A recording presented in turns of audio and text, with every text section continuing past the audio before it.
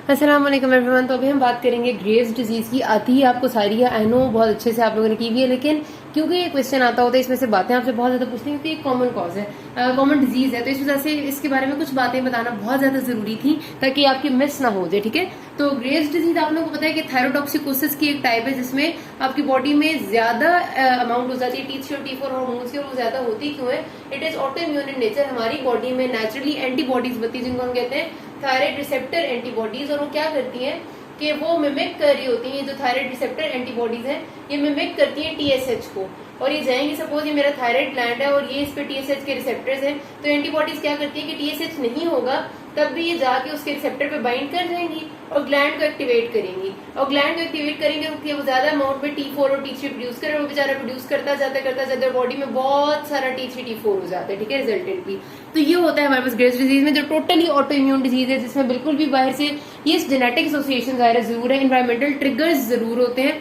लेकिन जो इसका मेन मैकेनिज्म है जिसकी बात से वो सारी की सारी आपकी थायराइड रिसेप्टर एंटीबॉडी से रिलेटेड है। कुछ लोगों में हमने आपको याद होगा पैथोलॉजी में पढ़ा था कि थायराइड रिसेप्टर एंटीबॉडीज है ना, जो जाके TSH की तरह एक्शन कर रही है, इसके रिजल्ट में बॉडी एक और भी एंटीबॉडीज प्रोड्यूस कर रही होती है जो कि इनको काउंटर कर रही होती है, और कुछ लोगों में थायराइड फेलियर हो जाता है ग्रेव्स डिजीज के लोगों में, जो कि बहुत रेयर सी चीज है कि ग्रेव्स डिजीज में तो उसूलन थायराइड हार्मोन के एक्शन को इंक्रीज होना चाहिए, थायराइड फेलियर होना या T3 T4 को डिक्रीज नहीं हो सकता।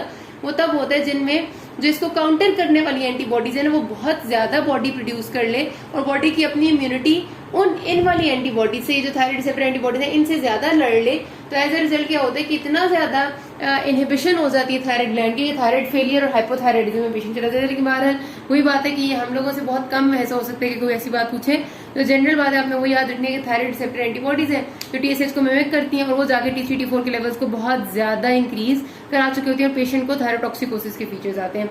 अब इसका सिनेरियो का इसका सिनेरियो आता होता है आपके पास टिपिकली वही साइंस एंड सिम्टम्स है जो कि एक थायरोटॉक्सिकोसिस के पेशेंट्स होते हैं, लेकिन आपके पास उस सिनेरियो में कहते हैं patient presented to you with 2 महीने या 1 महीने की हिस्ट्री ऑफ पैल्पिटेशंस, ट्रेमर्स है, increased appetite, loss of weight, increased उसके साथ वो कहते हैं कि डायरिया। ठीक है, ये पेशेंट इन कंप्लेन के साथ प्रेजेंट किए। ठीक है, उसके साथ आपने देखा तो आपको उसका ब्लड प्रेशर जो है वो ज्यादा मिला, वो बता देंगे 140/90 बहुत ज्यादा रहता है, पल्सेस 120 या 115 बीट्स पर मिनट काफी तेज हो चुकी होती है, टेकिकार्डिया होता है पेशेंट को, और उसके साथ आपको उसको प्रोप्टोसिस मिला, या फिर आपको मिली है कि आंखें बाहर आई में, प्रोप्टोसिस उसको कहते हैं। ठीक है, आपको ये मिले signs, and on investigation his thyroid receptor antibodies are positive. ठीक है, अब क्योंकि जब हमें वो थायराइड रिसेप्टर एंटीबॉडीज अगर पॉजिटिव नहीं बताएंगे ना, तो फिर हम उसको थायरोटॉक्सिकोसिस लिखेंगे, फिर हम ग्रेव्स नहीं लिख सकते, क्योंकि ये जो सारे साइन एंड सिम्टम्स है कि tremors, increased appetite, weight loss, palpitations, anxiety और डायरिया, ये सारे सिम्टम्स हैं जो एक सिंपल थायराइड जब आपकी बॉडी में T3 T4 ज्यादा हो जाते हैं तो ये सिम्टम्स आते हैं और ये साइंस आते हैं, टेकिकार्डिया हो जाता है, BP ज्यादा हो जाता है, तो डेफिनेट सी बात है कि आप BP इतना ज्यादा नहीं होता है, BP नॉर्मली रहता है, तो ये चीजें आप ग्रेव्स डिजीज के साथ तब तक एसोसिएट नहीं कर सकते जब तक आपकी इन्वेस्टिगेशन ने प्रूव ना कर दी हो कि थायराइड रिसेप्टर एंटीबॉडीज पॉजिटिव है। तो आपके पास ये सिनेरियो जब भी आएगा ग्रेव्स का, तो साथ आपको बताते हैं कि थायराइड रिसेप्टर एंटीबॉडीज पॉजिटिव थी, तब आपने ग्रेव्स डिजीज लिखना, और ये आता है। उसके बाद आपसे कहते हैं कि कोई और साइंस या सिम्टम्स बताएं, तो आपने और क्या साइंस सिम्टम्स हो सकते हैं, उनमें से कुछ उन्होंने बताए भी होंगे जो मैंने बोल दिए हैं, कुछ हो सकते हैं ना बताए हुए। तो इसमें बहुत इंपॉर्टेंट साइन जो होता है वो होता है पेरीऑर्बिटल एडेमा। ठीक है, पेरीऑर्बिटल जो आपकी पफिनेस होती है, ये यहाँ पर पफिनेस नहीं होती, बेसिकली जो हाइपोथायराइडिज्म होता है ना आपका, उसमें होती है पेरीऑर्बिटल पफिनेस, वो हो रही होती है हाइपोथायराइडिज्म में, क्योंकि आपकी सारी मेटाबॉलिज्म स्लो हो रही होती है, तो फ्लूइड एक्यूमुलेशन हो रही होती है, उसकी वजह से आंखें सूजी सूजी लगती है। यहाँ पेरीऑर्बिटल पफिनेस नहीं होगी, यहाँ पर आपकी आंख बाहर आई होती है क्योंकि प्री ऑर्बिटल इन्फ्लेमेशन होती है। ठीक है, ऑर्बिट के जो पीछे है, आंख के पीछे वाले हिस्से में इतनी इन्फ्लेमेटरी टिश्यू होता है, वो इन्फ्लेमेटरी टिश्यू आपकी आई बॉल को फॉरवर्ड पुश करता है, तो प्रोप्टोसिस हो जाता है, आई बॉल बाहर निकला होता है। और प्रोप्टोसिस के अलावा पेशेंट के और जो आंखों के फीचर्स होते हैं उसको हम थायराइड ऑफ थैल्मोपैथी कहते हैं, और ये आपसे अलग से पूछते होते हैं वाइवा में कि what is thyroid ophthalmopathy, OSPE का सवाल भी आता है। तो ऑफ्थैल्मोपैथी इज बेसिकली जो प्री ऑर्बिटल एरिया में इन्फ्लेमेटरी एक्सुडेट के रिजल्ट में when eyeball is pushed forward it results in proptosis and many other features, it is known as thyroid ophthalmopathy. इसमें क्या क्या होता है, पेशेंट की लिड लैग करती है, पेशेंट की लिड रिट्रैक्शन होती है, वॉन ग्रेफिस साइन और एक्सटेंसिव ब्लिंकिंग, स्टेलबैग साइन, वो सब पॉजिटिव आ जाते हैं, वो आपने याद करने हैं। ठीक है, उसके अलावा एक दूसरी चीज होती है वो प्री टिबियल मिक्सिडेमा, प्रीटिबियल मिक्सिडिमा का मतलब है कि टिबिया वाली जगह जो हमारी टांग की है, जो हमारे लोअर लिम्ब की है, वहां पर आपको नॉन पिटिंग एडेमा मिलेगा। नॉन पिटिंग एडेमा इस बात की कैरेक्टरिस्टिक, नॉन पिटिंग का मतलब है कि आप जो आपकी टांग है, सपोज ये लोअर लिम्ब है और ये टिबिया के ऊपर जो शिन है, शिन का मतलब जिधर हड्डी होती है, वहां वैसे प्रेस करेंगे तो वहां पर पिट नहीं बनी रहेगी, बल्कि वो फौरन से एडेमा होगा लेकिन वो रिजॉल्व कर जाएगा। नॉन पिटिंग एडेमा ये बताता है कि डर्मिस ऑफ द स्किन में कोई मटेरियल है, कोई फ्लूइड है जो इकट्ठा हो रहा है, स्किन के अंदर कोई मसला है। मतलब जो पिटिंग एडेमा होता है उसका मतलब होता है कि इंटरस्टिशियल टिश्यू जो है, इंटरस्टिशियल स्पेस है, वहां फ्लूइड कलेक्ट हो रहा है, जो कि आपके रीनल डिसऑर्डर्स में हो जाता है, ठीक है, वो पिटिंग एडेमा होता है। यहाँ पर डर्मिस ऑफ द स्किन में है। अब डर्मिस ऑफ द स्किन में क्यों है, आपको याद होगा, ये आपको जो प्रीटिबियल मिक्सिडेमा का लफ्ज है, ये आपने हाइपोथायराइडिज्म में भी सुना था और अभी ये ग्रेव्स डिजीज में भी आप सुन रहे हैं, ठीक है। हालांकि ये दोनों चीजें एक दूसरे से बिल्कुल ऑपोजिट है। तो याद रखना कि जो प्रीटिबियल मिक्सिडेमा है वो हाइपोथायराइडिज्म भी कौन से वाला होता है, हशीमोटोज हाइपोथायराइडिज्म, उसमें डेवलप होता है, या ये ग्रेव्स डिजीज में होता है। और ये दोनों ऑटो इम्यून इन नेचर है। इसमें जो हशीमोटोज होती है हमारे पास, उसमें भी एंटीबॉडीज बन रही होती है, ठीक है। उसमें जो एंटीबॉडीज बन रही होती है, बस उनका फर्क ये होता है कि वो आपकी ग्लैंड को डिस्ट्रॉय कर रही है, ठीक है। और यहाँ जो ग्रेव्स डिजीज में एंटीबॉडीज बन रही है, ये आपकी ग्लैंड को ओवर प्रोडक्शन कर रही है। जो प्रीटिबियल मिक्सिडेमा है वो इस वजह से हो रहा है कि जो एंटीबॉडी है, ये जो भी एंटीबॉडीज है, वो हशीमोटो की चाहे वो ग्रेव्स की है, वो जब स्किन के डर्मिस में जाती है तो वहां पर बॉडी की अपना जो इन्फ्लेमेटरी एक रिएक्शन एक्टिवेट होता है, उसके रिजल्ट में वहां पर एक बहुत ज्यादा inflammatory cascade of fluid accumulation होता है, इन्फ्लेमेटरी डेब्रिस होता है, उसकी वजह से प्रीटिबियल मिक्सिडेमा होता है। तो इस वजह से अगर आपकी कंफ्यूजन आपके जहन में कि प्रीटिबियल मिक्सिडेमा दो चीजों में कैसे हो सकते हैं और दोनों एक दूसरे के ऑपोजिट है, तो ये जो प्रीटिबियल मिक्सिडेमा है ये बेसिकली एंटीबॉडी एसोसिएटेड है। ये इस बात से रिलेटेड नहीं है कि एंटी T3 क्या कर रहा है, T4 क्या कर रहा है, ये आपकी उस एंटीबॉडी से रिलेटेड, एंटीबॉडी दोनों में प्रोड्यूस हो रही है, ठीक है। तो आपकी ये दो इंपॉर्टेंट साइंस हैं जो आपने लिखने होते हैं कि प्रीटिबियल मिक्सिडेमा है, थायरॉइडोस्थैनोपैथी है, और उसके अलावा जो आपके बाकी नॉन स्पेसिफिक्स है आपको पता ही है कि पेशेंट को फाइन ट्रेमर्स है, रेगुलर पल्स है, हाई पल्स है, डायरिया एंड वगैरह वगैरह, ठीक है। जो उनने नहीं लिखे वो आप लिखते हैं। डायग्नोसिस इसका उसी तरह से हो जाता है कि आप T3, T4, TSH है, और उसके अलावा you have to go with thyroid receptor antibodies, और किसी चीज की जरूरत बिल्कुल भी नहीं होती। अक्सर वो आपसे पूछते भी नहीं डायग्नोसिस का, क्योंकि उन्होंने खुद ही बताया वो होता है कि एंटीबॉडीज पॉजिटिव नहीं, वो आपसे मैनेजमेंट पूछते हैं।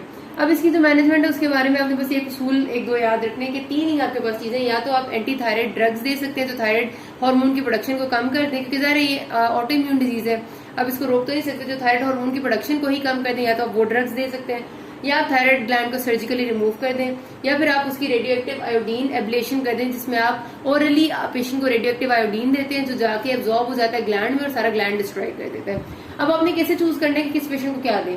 एक बात याद रखना कि आप जब सर्जरी करते हैं तो इस केस में आपकी सर्जरी में जो आपकी प्रेफरेबल सर्जरीज होती हैं दो तरह की होती है। एक होती है सब टोटल थायराइडेक्टमी, एक होती है नियर टोटल थायराइडेक्टमी। टोटल तो होती है सब निकाल दिया, हम कभी भी पहली अटेम्प्ट में टोटल थायराइडेक्टमी नहीं करते अनलेस एंड अनटिल कोई ट्यूमर हो, ठीक है। अगर ट्यूमर है पेशेंट को, कोई कैंसर है, तो फिर तो आपने टोटल थायराइडेक्टमी करनी है, लेकिन कैंसर नहीं है तो हम टोटल नहीं करते होते।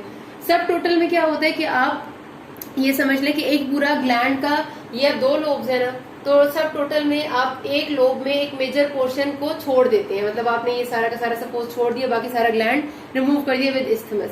नियर टोटल में होता है कि आप बहुत ही थोड़ा सा पोर्शन जो आपकी लेरेंजियल रिकरेंट लेरेंजियल नर्व्स के करीब वाला पोर्शन है सिर्फ वो छोड़ते हैं और बाकी सारा जो ग्लैंड है वो रिमूव कर देते हैं, ठीक है। ये आपने सारा रिमूव कर दिया, ये नियर टोटल होगी।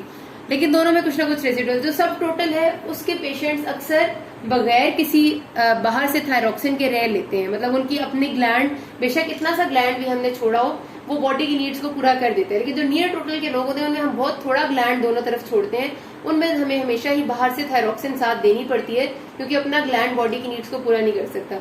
एक तो ये बात होगी। अब आपने कैसे डिसाइड करना है, हाँ ये बात मैं आपको बता रही थी कि जब आप सब टोटल या नियर टोटल थायराइडेक्टमी कर भी देते हैं ना, सपोज ये पेशेंट को जब आपने सब टोटल की उसके बाद उसकी अपनी बॉडी की नीड्स पूरी होती रही और उसे जरूरत नहीं पड़ी किसी थायरॉक्सिन की, लेकिन ये रेट है एक मतलब स्टडी से एस्टेब्लिश्ड है कि सब टोटल थायराइडेक्टमी के तकरीबन 10 साल बाद रिलैप्स का रेट होता है कि रिलैप्स हो जाता है और दोबारा से पेशेंट को ग्रेव्स डिजीज के सिम्टम्स आने लग जाते हैं 10 साल बाद, ठीक है। 10 इयर्स लगते हैं डेवलप होते होते। तो हम क्या करते हैं कि जो ओल्ड एज पेशेंट्स होते हैं, सपोज कोई बंदा 50 साल की उम्र में है, तो 50 साल की उम्र में अगर उसमें रिलैप्स होगा भी तो वो 60 के बाद कहीं जाके होगा। 10 साल इज द मिनिमम टाइम, हो सकता है 15 साल उसके रिलैप्स हो, तो 15 साल तक बाद के उसका रिलैप्स होगा, तब तक पता नहीं वो जिंदा होगा भी कि नहीं होगा। मतलब ज़ाहिर एक लाइफ एक्सपेक्टेंसी जो नॉर्मल सी वो 60-65 इसी तरह से है। तो इस वजह से अगर हम उस पेशेंट को उस वक्त 50 साल का बंदा है और हम उसको एंटी थायराइड ड्रग्स पे डाल देते हैं, तो उस बेचारे को अपनी जितनी अगली जिंदगी है, चाहे वो 15 साल की, उसमें वो सारी जिंदगी हर रोज दवाई लेता रहेगा और बिला वजह एक मुश्किल में पड़ा रहेगा। उससे बेहतर है कि हम उसकी सर्जरी कर दें फर्स्ट बेसिस पे ही, सब टोटल थायराइडेक्टमी, और अगले 10 साल तक वो कोई दवाई ना ले, वो बिल्कुल ठीक ठाक रहे, और 10-15 साल बाद अगर कोई जिंदगी उसकी रहती है, कोई थोड़ा बहुत मसला हुआ तो हम दोबारा से देख लेंगे, वरना इट्स फाइन। लेकिन अगर एक जवान जान बंदा है, सपोज ये कि वो अभी 25 साल की उम्र में है, तो 25 साल की उम्र में अगर हम उसकी सब टोटल थायराइडेक्टमी एक दफा करेंगे तो 10 साल बाद या 15 साल बाद दोबारा रिलैप्स होगा। 10-15 साल बाद होपफुली, एक जनरल जो बात होती है लाइफ एक्सपेक्टेंसी की, 10-15 साल बाद उसकी उम्र होगी सपोज 35 से 40 के दरमियान में। अब उस वक्त जब रिलैप्स होगा हमें उसकी दोबारा सर्जरी करनी पड़ेगी। तो अगर एक दफा सर्जरी पे दोबारा सर्जरी करनी पड़े तो उसकी कॉम्प्लिकेशंस बहुत ज्यादा होती हैं। आपके लैरिंग्स के डैमेज होने के, रिकरेंट लैरिंजियल नर्व्स के, उसके आसपास के स्ट्रक्चर्स के डैमेज होने का खतरा बहुत ज्यादा होता है, हम नहीं करना चाह रहे होते। तो इसलिए जो यंग पेशेंट होगा 25 साल का, उसमें कभी भी हम पहली अटेम्प्ट में सर्जरी नहीं करेंगे। हमारी कोशिश होगी कि हम उसको एंटी थायराइड ड्रग्स पे मेंटेन कर दें किसी तरह से, क्योंकि हमें पता है कि 10 से 15 साल बाद रिलैप्स होगा और हमें दोबारा हो सकता है उसकी सर्जरी करनी पड़े। तो अभी हम एंटी थायराइड ड्रग्स पे अगर वो मेंटेन हो सकते तो हम उसे मेंटेन करेंगे। और अगर पेशेंट जो है वो अपनी वो वाली लाइफ जो होती है, जो फर्टाइल लाइफ होती है, यानी कि अगर वो अपनी जो बच्चे शच्चों वाली मैरिड लाइफ है वो पूरी कर चुके होते हैं, तो फिर हम उनको रेडियो एक्टिव आयोडीन एब्लेशन दे देते हैं। रेडियो एक्टिव आयोडीन एब्लेशन को आपने उस वक्त के लिए छोड़ना होता है जो आपके केसेस होते हैं 40+ एज के। इस वजह से, क्योंकि रेडियो एक्टिव आयोडीन अगर आप ऐसी फीमेल्स में देते हैं जो कि चाइल्ड बेयरिंग एज में है, तो उनकी प्रेगनेंसी और उनकी बॉडी के बाकी चीजें बहुत ज्यादा इफेक्ट हो सकती हैं, क्योंकि रेडियो एक्टिविटी आप बॉडी के अंदर इंट्रोड्यूस करा रहे हैं। तो जो नया बच्चा पैदा हो उसके अंदर टेरेटोजेनेसिस होने का, उसकी बहुत सारी एब्नॉर्मैलिटीज होने का खतरे बहुत ज्यादा बढ़ जाते हैं। तो चाइल्ड बेयरिंग एज की फीमेल्स को आप रेडियो एक्टिव आयोडीन बहुत ज्यादा अवॉइड करते हैं। इसको आप सिर्फ 40+ लोगों को जिनकी फैमिली कंप्लीट होती है उनको दे देते हैं सेफली, उन्हें कोई मसला नहीं होता। ठीक है, तो अब आपके पास क्या है कि यंग पेशेंट है, आपने एंटी थायराइड ड्रग दे देनी है। ठीक है, एंटी थायराइड ड्रग्स में क्या है, कार्बेमाजोल है एंड प्रोपाइल थायोरेसिल है। नॉर्मल लोगों में carbimazole is the first drug of choice है। उसकी डोज होती है, आई गेस कार्बेमाजोल की डोज होती है 40 से 60 मिलीग्राम। ठीक है, इनिशियली आप देते हैं 12 से 18 मंथ्स के लिए, और उसके बाद आपको उसको 20 मिलीग्राम की मेंटेनेंस डोज दे देते हैं और वो हर रोज लेता रहता है। ठीक है बंदा। और जो प्रोपाइल थायोरेसिल की है उसकी 400 से 600 मिलीग्राम होती है जो इनिशियल डोज होती है, और उसके बाद मेंटेनेंस डोज ऑलमोस्ट 100 से 200 मिलीग्राम होती है। ये आपने देनी होती है। इसमें फर्स्ट लाइन में कार्बेमाजोल है, सेकंड लाइन में प्रोपाइल थायोरेसिल है। लेकिन जो प्रेगनेंसी या ब्रेस्ट फीडिंग फीमेल्स हैं उनमें कार्बेमाजोल बहुत रैश कर देती है, एक ग्रेनुलोसाइटोसिस कर देती है, तो उनको आपने प्रोपाइल थायोरेसिल देनी होती है। याद रखना, एमसीक्यू आता है ब्रेस्ट फीडिंग और प्रेगनेंसी में। Propylthiouracil is the first drug. Thyroid surgery मैंने आपको बता दिया, ओल्ड एज पेशेंट से 50+ है, डेफिनेटली आप सब टोटल थायराइडेक्टमी कर देंगे, जान छुड़ाएंगे, ताकि मसला ही ना हो, दवाई भी ना लेनी पड़े। लेकिन अगर पेशेंट आपका है 50 से कम का, तो आप पहले एंटी थायराइड ड्रग्स दे के कोशिश करेंगे, नहीं ठीक होता, नॉन कॉम्प्लाइंट पेशेंट है तो फिर आप सर्जरी कर देंगे। रेडियो एक्टिव आयोडीन उन लोगों के लिए होती है जो कि 40+ होते हैं और सर्जरी के बाद भी उनकी रिकरेंस हो रही है, तो फिर आप उनको रेडियो एक्टिव आयोडीन दे देते हैं। तो ये आपने मैनेजमेंट के पॉइंट्स लाजमी याद रखने, दे आर वेरी इंपॉर्टेंट। ये आपसे हर तरह से एमसीक्यू में वाइवा में पूछते हैं। ठीक है, किसी कोई मसला हो can ask me. Thank you.